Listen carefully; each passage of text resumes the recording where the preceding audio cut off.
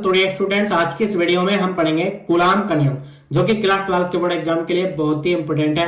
तो dear student, coulomb का नियम आपको रटने की बिल्कुल आवश्यकता नहीं है। हम इस डायग्राम की मदद से कूलाम का नियम लिखकर दिखाएंगे और इस डायग्राम की ही मदद से इसको प्रूव करके दिखाएंगे। तो डियर स्टूडेंट, इस वीडियो को बिना स्किप किए एकदम अंत तक देखते रहना। देखिए, कूलाम का नियम लिखने के लिए आपको कुछ बेसिक पॉइंट याद रखने पड़ेंगे।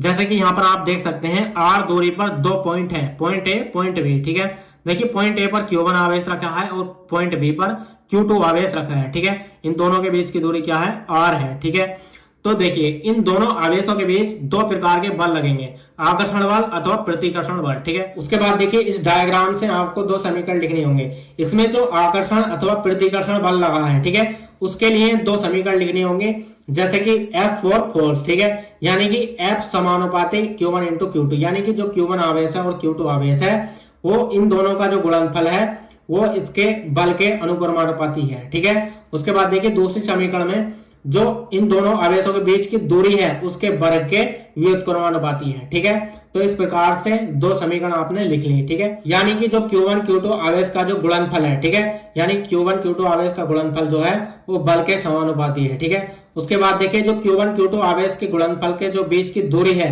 उसके वर्ग के व्युत्क्रमानुपाती है। ठीक है, तो इस प्रकार से ये दो समीकरण है।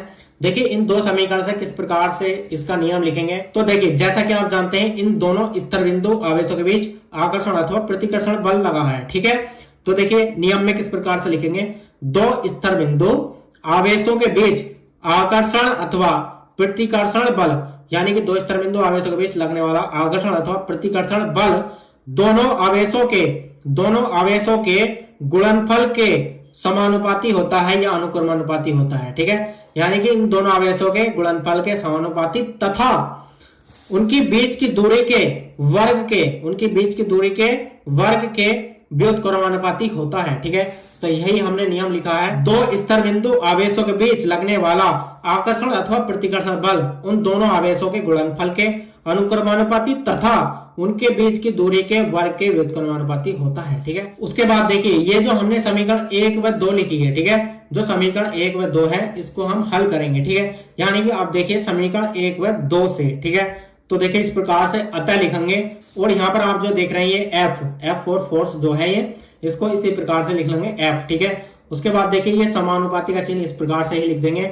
जो Q1 Q2 है इसको इसी प्रकार से लिख देंगे Q1 Q2। ठीक है, इसके अपॉन में देखिए यहाँ पर आप देख सकते हैं 1/r² है, तो इसके अपॉन में ही r² लिख देंगे। उसके बाद देखिए F को इसी प्रकार से लिख लेंगे और ये समानुपाती का चिन्ह हटेगा और एक कांस्टेंट आ जाएगा। ठीक है, यानी कि समानुपाती के चिन्ह को हटाकर एक कांस्टेंट आ जाएगा।